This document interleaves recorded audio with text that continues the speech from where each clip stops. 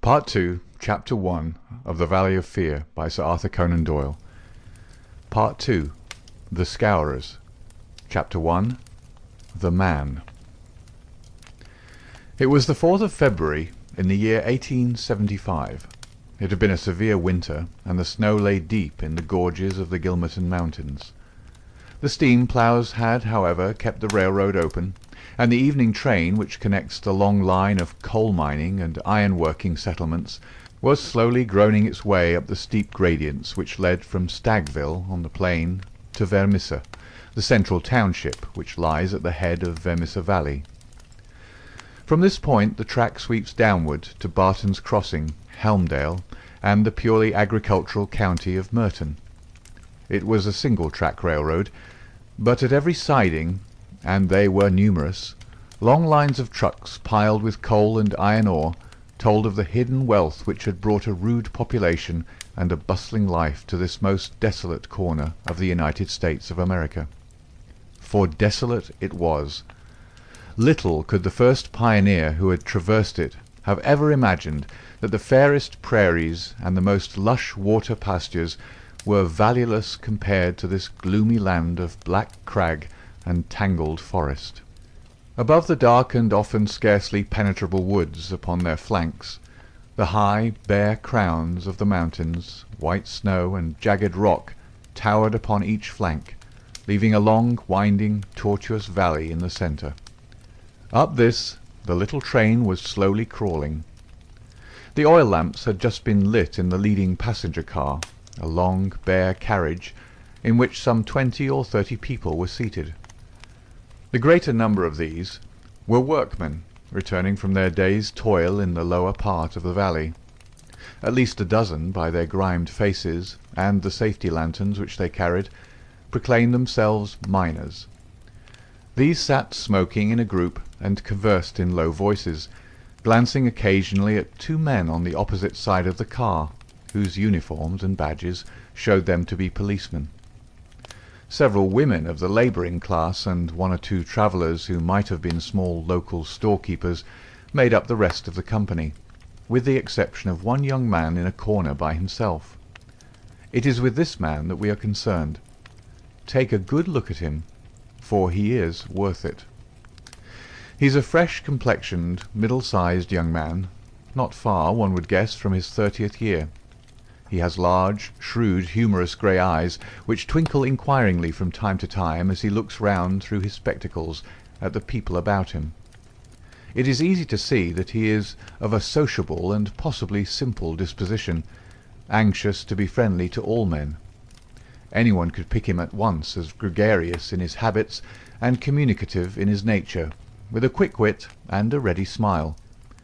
And yet the man who studied him more closely might discern a certain firmness of jaw and grim tightness about the lips, which would warn him that there were depths beyond, and that this pleasant, brown-haired young Irishman might conceivably leave his mark for good or evil upon any society to which he was introduced.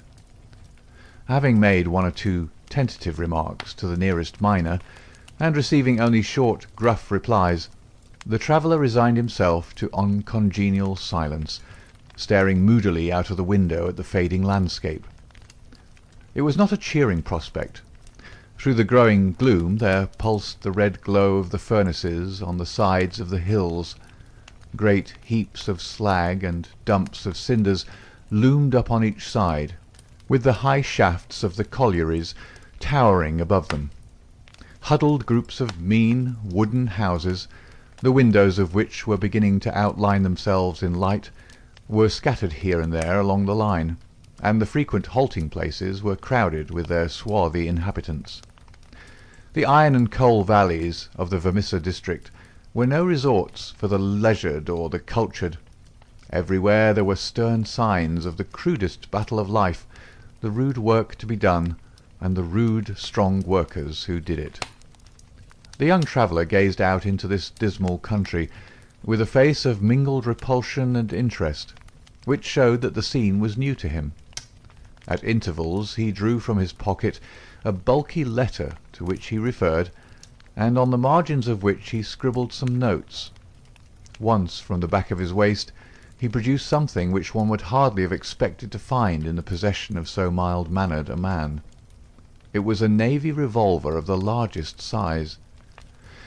As he turned it slantwise to the light, the glint upon the rims of the copper shells within the drum showed that it was fully loaded. He quickly restored it to his secret pocket, but not before it had been observed by a working man who had seated himself upon the adjoining bench. "Hello, mate," said he. "You seem heeled and ready." The young man smiled with an air of embarrassment. "Yes," said he, "we need them sometimes in the place I come from." "And where may that be?" "I'm last from Chicago." "A stranger in these parts?" "Yes." "You may find you need it here," said the workman. "Ah, is that so?" The young man seemed interested. "Have you heard nothing of doings hereabouts?" "Nothing out of the way." "Why, I thought the country was full of it. You'll hear quick enough. What made you come here?" "I heard there was always work for a willing man." "Are you a member of the union?" "Sure." "Then you'll get your job, I guess. Have you any friends?" "Not yet, but I have the means of making them." "How's that, then?" "I am one of the eminent order of freemen. There's no town without a lodge, and where there's a lodge I'll find my friends." The remark had a singular effect upon his companion. He glanced around suspiciously at the others in the car. The miners were still whispering among themselves. The two police officers were dozing. He came across, seated himself close to the young traveller, and held out his hand. "Put it there," he said. A hand grip passed between the two. "I see you speak the truth," said the workman, "but it's well to make certain." He raised his right hand to his right eyebrow. The traveller at once raised his left hand to his left eyebrow. "Dark nights are unpleasant," said the workman. "Yes, for strangers to travel," the other answered. "That's good enough. I'm Brother Scanlon, Lodge 341, Vermissa Valley. Glad to see you in these parts." "Thank you. I'm Brother John McMurdo, Lodge 29, Chicago. Bodymaster J.H. Scott, but I'm in luck to meet a brother so early." "Well, there are plenty of us about. You won't find the order more flourishing anywhere in the States than right here in Vermissa Valley. But we could do with some lads like you. I can't understand a spry man of the Union finding no work to do in Chicago." "I found plenty of work to do," said McMurdo. "Then why did you leave?" McMurdo nodded toward the policeman and smiled. "I guess those chaps will be glad to know," he said. Scanlon groaned sympathetically. "In trouble?" he asked in a whisper. "Deep." "A penitentiary job?" "And the rest." "Not a killing?" "It's early days to talk of such things," said McMurdo with the air of a man who had been surprised into saying more than he intended. "I've my own good reasons for leaving Chicago, and let that be enough for you. Who are you, that you should take it on yourself to ask such things?" His grey eyes gleamed with sudden and dangerous anger from behind his glasses. "All right, mate, no offence meant. The boys will think none the worse of you, whatever you may have done. Where are you bound for now?" "Vermissa." "That's the third halt down the line. Where are you staying?" McMurdo took out an envelope and held it close to the murky oil lamp. "Here is the address. Jacob Shafter, Sheridan Street. It's a boarding house that was recommended by a man I know in Chicago." "Well, I don't know it, but Vermissa is out of my beat. I live at Hobson's Patch, and that's here where we're drawing up to now. But say, there's one bit of advice I'll give you before we part. If you're in trouble in Vermissa, go straight to the Union House and see Boss McGinty. He's the bodymaster of Vermissa Lodge, and nothing can happen in these parts unless Black Jack McGinty wants it. So long, mate. Maybe we'll meet in Lodge one of these evenings, but mind my words, if you're in trouble, go to Boss McGinty." Scanlon descended, and McMurdo was left once again to his thoughts. Night had now fallen, and the flames of the frequent furnaces were roaring and leaping in the darkness. Against their lurid background, dark figures were bending and straining, twisting and turning with the motion of winch or of windlass, to the rhythm of an eternal clank and roar. "I guess hell must look something like that," said a voice. McMurdo turned and saw that one of the policemen had shifted in his seat and was staring out into the fiery waste. "For that matter," said the other policeman, "I allow that hell must be something like that. If there are worse devils down yonder than some we could name, it's more than I'd expect. I guess you're new to this part, young man." "Well, what if I am?" McMurdo answered in a surly voice. "Just this, mister, that I should advise you to be careful in choosing your friends. I don't think I'd begin with Mike Scanlon or his gang if I were you." "What the hell is it to you? Who are my friends?" roared McMurdo in a voice which brought every head in the carriage round to witness the altercation. "Did I ask you for your advice? Or did you think me such a sucker that I couldn't move without it? You speak when you're spoken to, and by the Lord you'd have to wait a long time if it was me." He thrust out his face and grinned at the patrolman like a snarling dog. The two policemen, heavy, good-natured men, were taken aback by the extraordinary vehemence with which their friendly advances had been rejected. "No offence, stranger," said one. "It was a warning for your own good, seeing that you are, by your own showing, new to the place." "I'm new to the place, but I'm not new to you and your kind," cried McMurdo in cold fury. "I guess you're the same in all places, shoving your advice in when nobody asks for it." "Maybe we'll see more of you before long," said one of the patrolmen with a grin. "You're a real hand-picked one, if I'm a judge." "I was thinking the same," remarked the other. "I guess we may meet again." "I'm not afraid of you, and don't you think it," cried McMurdo. "My name's Jack McMurdo, see? If you want me, you'll find me at Jacob's Shafters on Sheridan Street, Vermissa. So I'm not hiding from you, am I? Day or night, I dare to look the like of you in the face. Don't make any mistake about that." There was a murmur of sympathy and admiration from the miners at the dauntless demeanour of the newcomer, while the two policemen shrugged their shoulders and renewed a conversation between themselves. A few minutes later, the train ran into the ill-lit station, and there was a general clearing, for Vermissa was by far the largest town on the line. McMurdo picked up his leather gripsack and was about to start off into the darkness when one of the miners accosted him. "By gar, mate, you know how to speak to the cops," he said in a voice of awe. "It was grand to hear you. Let me carry your grip and show you the road. I'm passing Shafters on the way to my own shack."